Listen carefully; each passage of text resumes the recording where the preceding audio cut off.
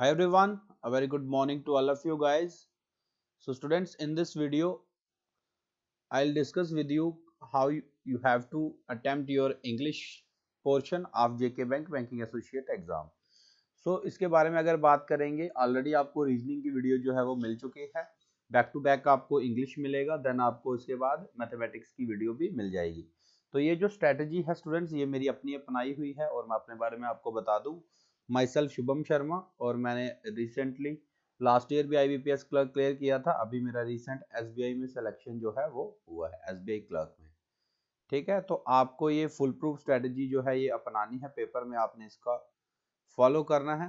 देखो, banking exam की खास बात ही यही होती है कि यहाँ पे आपको ये पता होना चाहिए कि आपको किन क्वेश्चंस को स्टार्टिंग में नहीं करना है। मैं ये नहीं कहूंगा कि उनको आपने बिल्कुल स्किप करना है, लेकिन स्टार्टिंग में आपने उन क्वेश्चंस को नहीं करना है। ये चीज सबसे ज्यादा मायने रखती है, क्योंकि 20 मिनट होंगे आपके पास, 30 क्वेश्चन आपने करने हैं।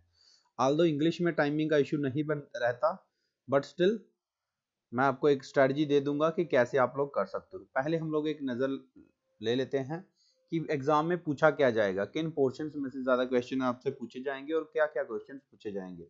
बट एज यूजुअल स्टार्ट करने से पहले अगर चैनल पे पहली बार विजिट कर रहे हैं और आप आने वाली हर एक रिक्रूटमेंट जो JNK में होने वाली है उसकी बेहतरीन तरीके से free of cost with study plan strategy के साथ आप तैयारी करना चाहते हैं, तो आप हमारे चैनल को सब्सक्राइब करके बेल आइकन जरूर दबा लीजिए। स्टार्ट करते हैं। स्टूडेंट्स, इस तरह से कुछ आपका पेपर का डिस्ट्रीब्यूशन रहेगा। ये सेक्शंस आपसे पूछे जाएंगे, एक एक पे डिस्कस करेंगे और क्या इनकी वेटेज रह सकती है। सबसे पहले बात करेंगे रीडिंग कॉम्प्रिहेंशन की। स्टूडेंट्स, रीडिंग कॉम्प्रिहेंशन बड़े सारे बच्चों की क्वायरी आ रही थी, क्या सर स्टोरी बेस्ड आएगा। स्टूडेंट्स, मैं ट्रेंड चेंज होते हुए जो हुआ है इस साल IBPS क्लर्क, मैं कहूंगा स्टोरी बेस्ड नहीं आएगा। बट यस, इतना है कि इतना भी हैवी टॉपिक आपको नहीं वो दे देगा जो आपको समझ ही ना आए। अगर आपने मॉडरेट रीडर भी हो, अगर आपने मॉडरेट रीडिंग करी हुई है, तो आप आराम से उसको समझ सकते हो। वेटेज की बात करूं स्टूडेंट्स, इसमें 7 से 10 नंबर का आपका ये बन सकता है, जिसमें आपके 2 नंबर जो हैं वो एंटोनियम सेनोनियम, एंटोनियम सेनोनियम और ऐसे वर्ड्स वो पूछेगा जो ऑलरेडी पैसेज में दिए होंगे, उनको वो बोल्ड कर देगा या उनको अंडरलाइन कर देगा। तो आपको सेंटेंस के हिसाब से आप वहां पे आंसर करना थोड़ा सा आसान बन जाएगा। नेक्स्ट बात करते हैं एरर डिटेक्शन। इसके क्वेश्चन जो है वो 5 क्वेश्चन आने की पूरी पूरी संभावना है। ठीक है, एरर डिटेक्शन आपका आता किस तरह से है, एक सेंटेंस देंगे आपको, उसको 5 पार्ट में, 4 पार्ट में डिवाइड कर देगा वो। ठीक है, A, B, C and D।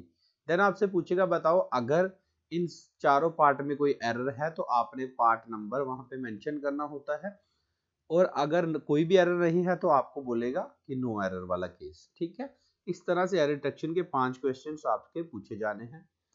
उससे पहले एक बात और स्टूडेंट्स, मल्टीपल शिफ्ट्स में ये पेपर होना है, तो आप लोगों ने एक चीज का ध्यान रखना है। हो सकता है इनमें से एक आध सेक्शन किसी की शिफ्ट में ना आए, बट जो पूरा ओवरऑल जो व्यू बनेगा वो यहीं से क्वेश्चन जो है वो पूछे जाते हैं।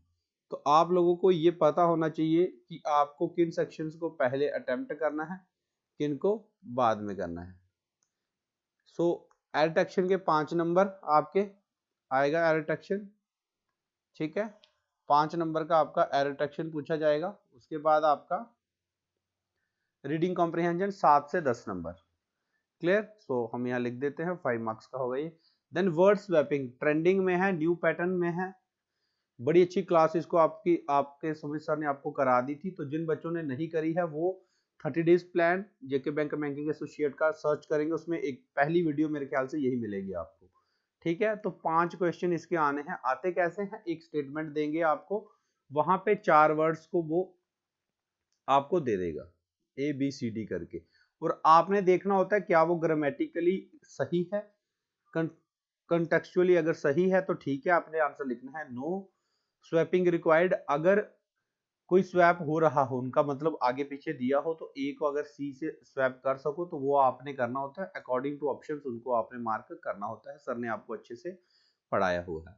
रीअरेंजमेंट 2 तरीके से आ सकता है, सेम सेंटेंस में भी आपसे रीअरेंज करवा सकता है वो।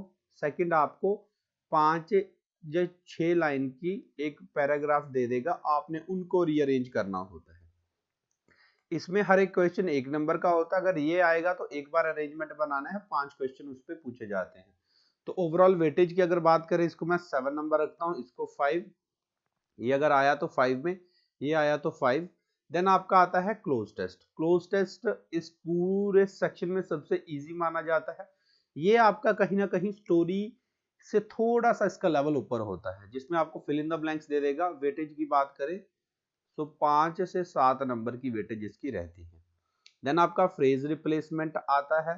एक सेंटेंस दे देंगे, उसमें 3-4 वर्ड्स को अंडरलाइन कर देगा और पूछेगा बताओ अगर इसको रिप्लेस कर सकते हैं इस गिवन सेंटेंस को कंटेक्चुअली ग्रामेटिकली सही करने के लिए, तो आप इनमें से किससे करोगे। अगर नहीं कर सकते तो आपको वहां 5th ऑप्शन दिखेगा, नो रिप्लेसमेंट रिक्वायर्ड। तो ये भी अगर आया तो 5 नंबर की वेटेज में आता है। देन आपके फिलर्स आ सकते हैं, मोस्ट प्रोबेबली सिंगल फिलर आएंगे। एक लाइन दे देंगे आपको, इसमें एक फिलअप दे देंगे, देन आपको जो है वो ऑप्शंस दे देंगे कि इसमें क्या फिल होगा। सबसे इजी अगर मैं इसमें बात करूं तो आपके जो 5 नंबर का क्लोज टेस्ट और आपके फिलर्स, क्योंकि ये जो है अगर आपने पार्ट्स ऑफ स्पीच भी अच्छे से पढ़े हो, थोड़े बहुत अगर आप मॉडरेट रीडर हो, तो आप इन दोनों सेक्शन में अच्छा कर सकते हैं। क्लियर।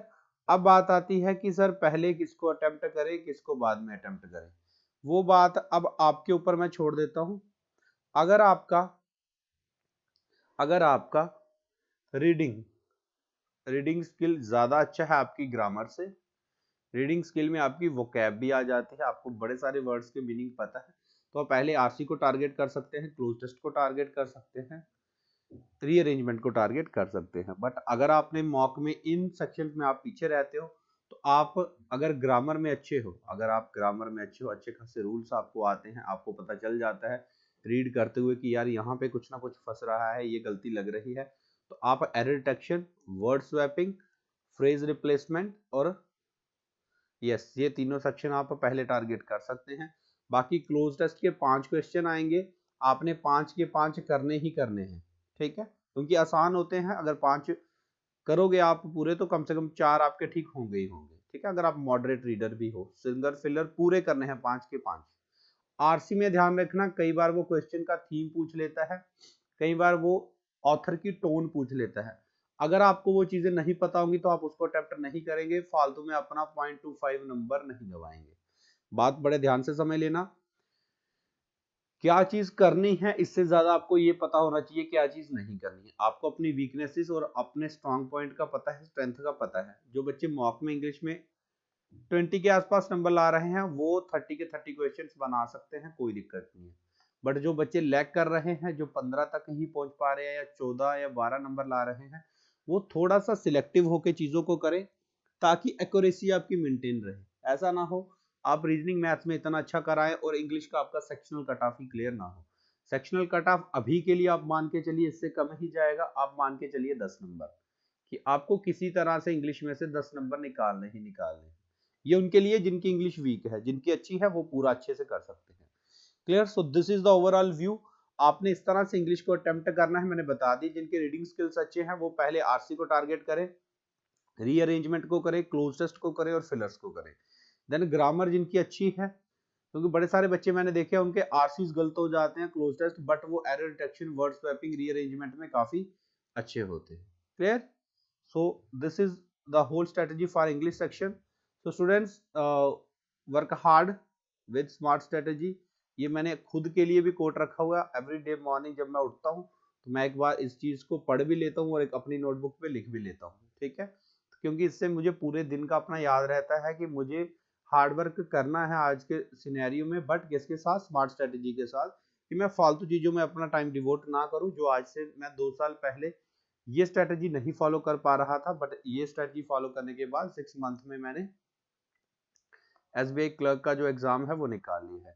बाकी मिलेंगे आपसे कंप्यूटर एप्लीकेशन के सेक्शन में, जनरल साइंस के सेक्शन में, ठीक है।